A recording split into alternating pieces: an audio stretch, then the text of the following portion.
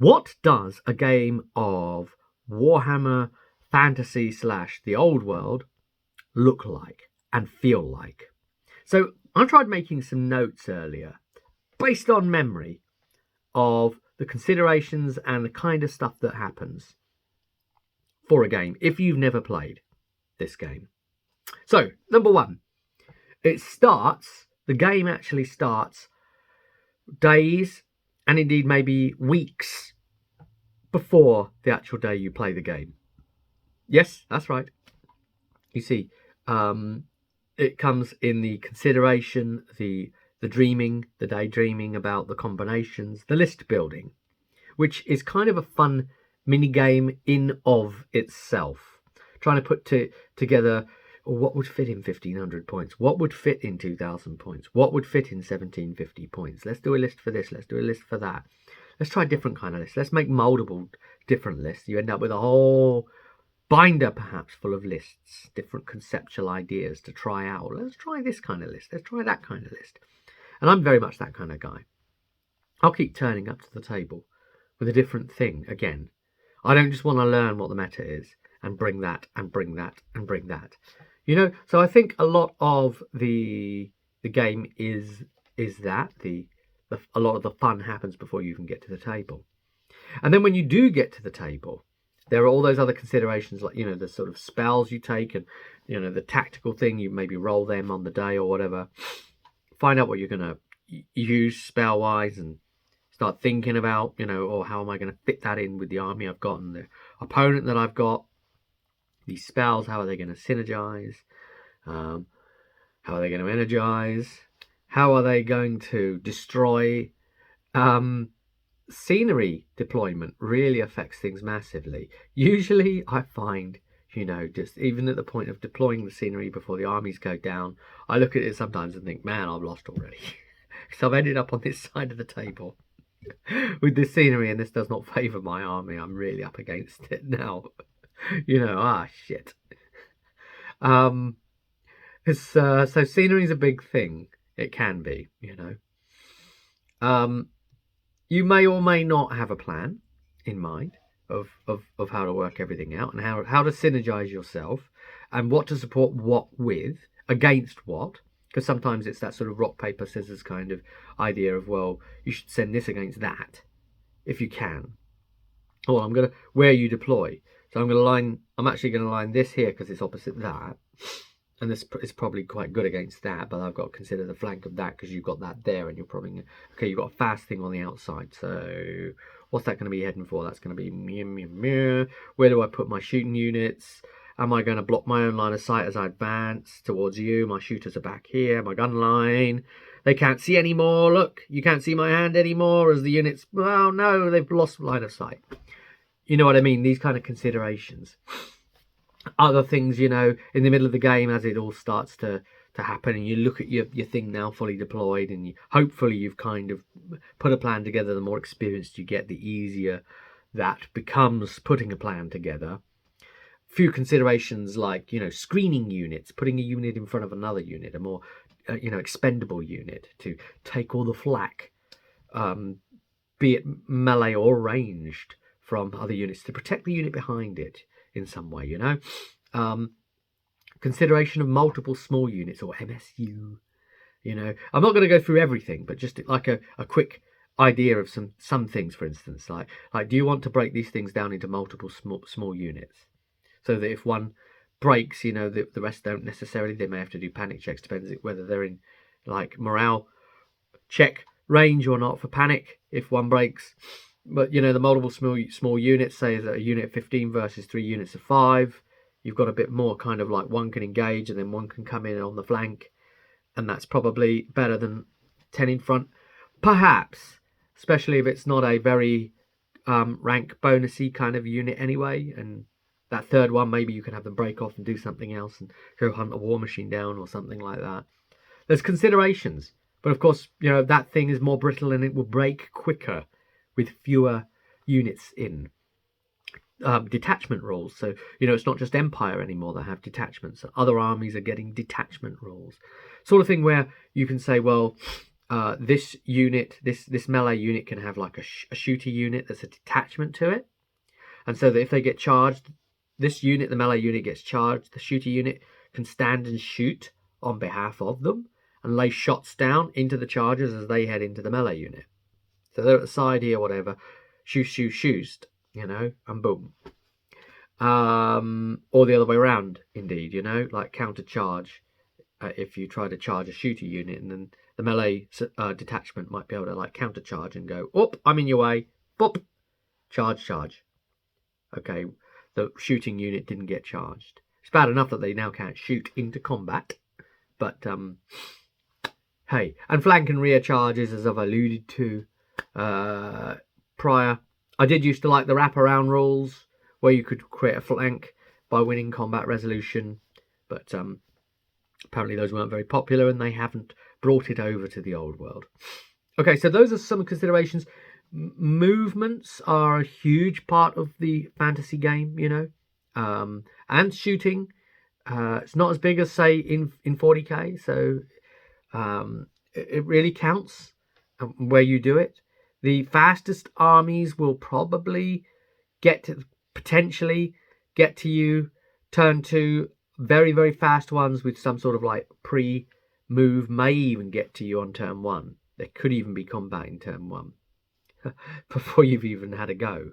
It can happen if they were a vanguard and they're extremely fast and they get the charge and boom, they're straight into you or whatever. But usually from kind of turn 2, perhaps, maybe this kind of posturing thing maybe that units might do, and they march up close to each other. In the meantime, you may be putting fast units out to the side and trying to march block those units, i.e. get within too close to them to make them have to do a test to let them actually march, which is double their movement speed. But then they can take a new rule now to not get march blocked. So there's a new thing in the old world now. So they've introduced some stuff there. Like, I think all units can pay like a point per model to not be march blocked. I think it's called drilled or something, if I'm getting my rules right. So that's interesting. Okay, so your magic phase and spells would be going off in Warhammer. The old world spells are going off across the different phases depending on what kinds of spells they are.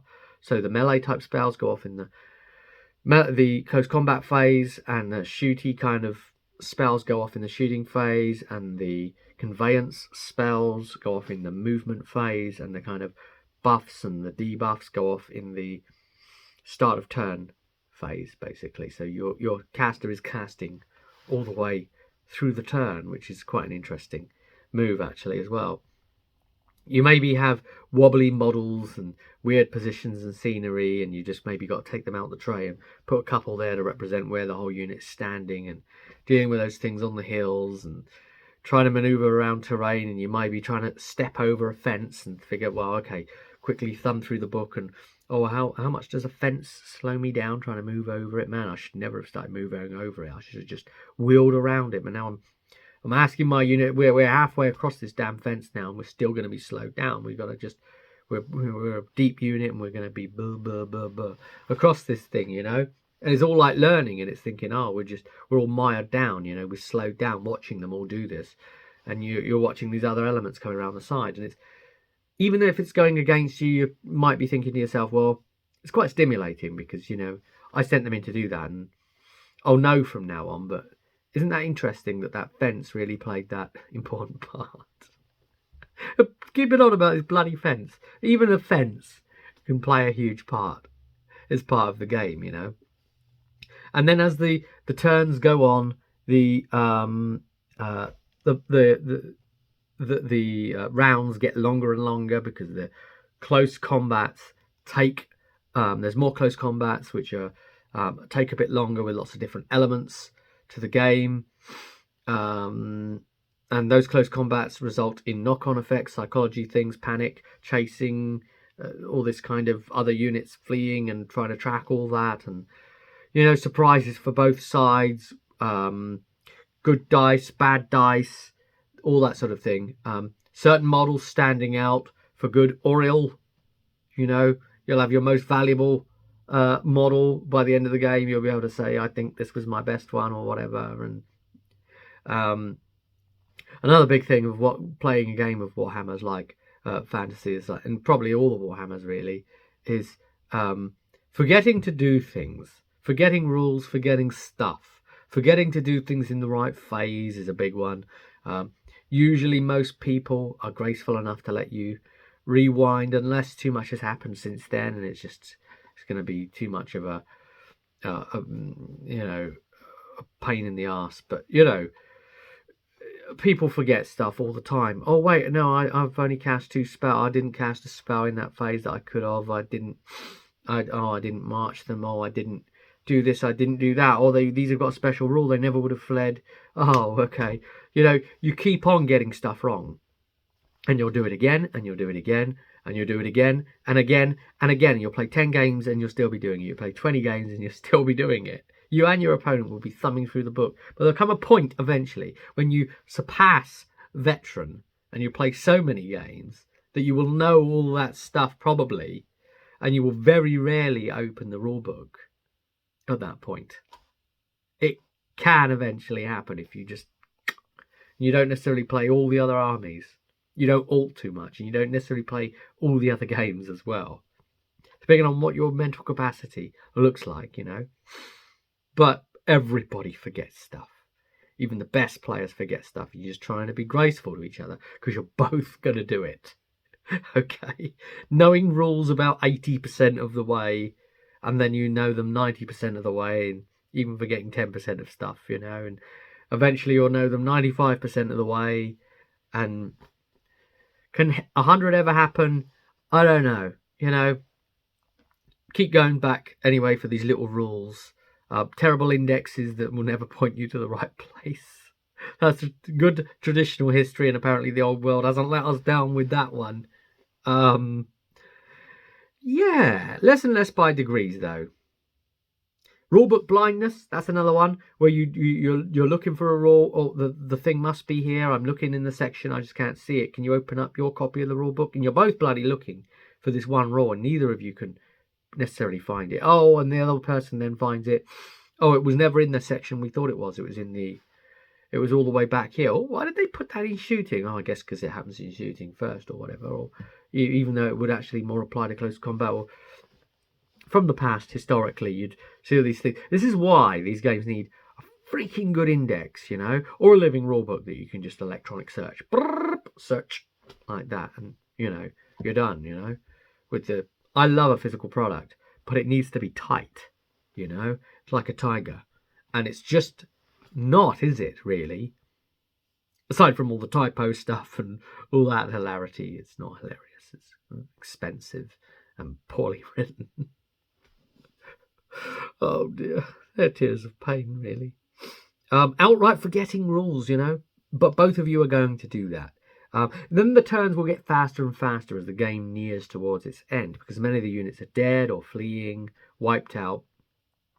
Units are going to be sometimes outright killed from combat. You've slaughtered them to a man. Sometimes units are going to, more than likely, more often, like in real battles, units are going to flee. And from fleeing, they have a chance of being, chased down and caught. Or fleeing all the way off the field, perhaps, or rallying, maybe. But like real units did in ye olden warfare, right? You'll end the game mentally tired, hopefully happier that you did it.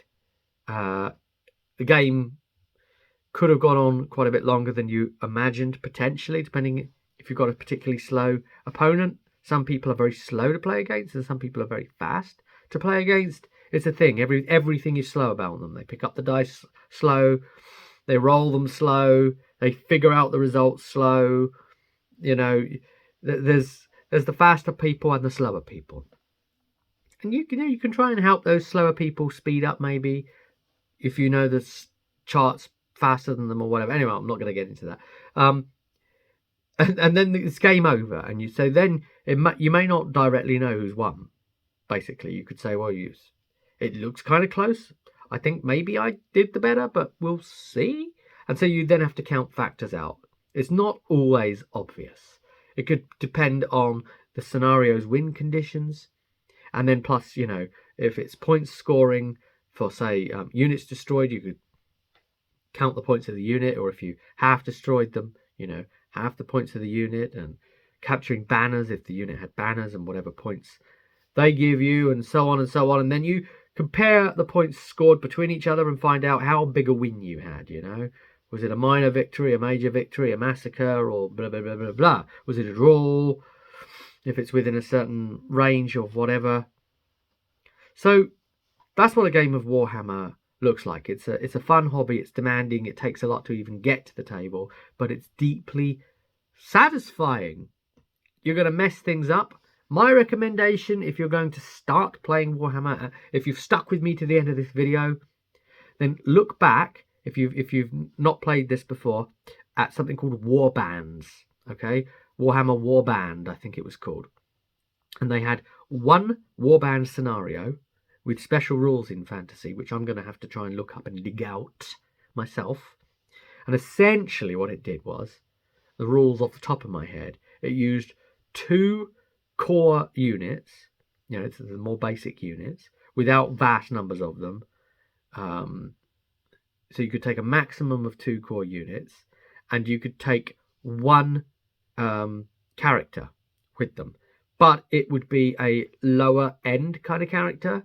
So if it was a spellcaster, it would be the lower end, not one of the like 3 or 4 level wizards, but like 1 and 2 kind of thing. And like what used to be called a hero level character, basically, instead of a lord level character.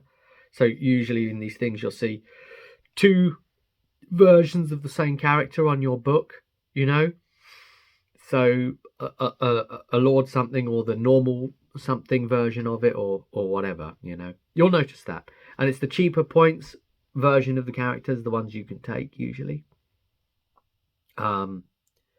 So 1 character, 2 units, quick border patrol, I think it was called, and just a quick lunchtime game. Just get familiar with very restricted units and just moving stuff around the table, and find out how they work, and have some fun that way. Build up slowly.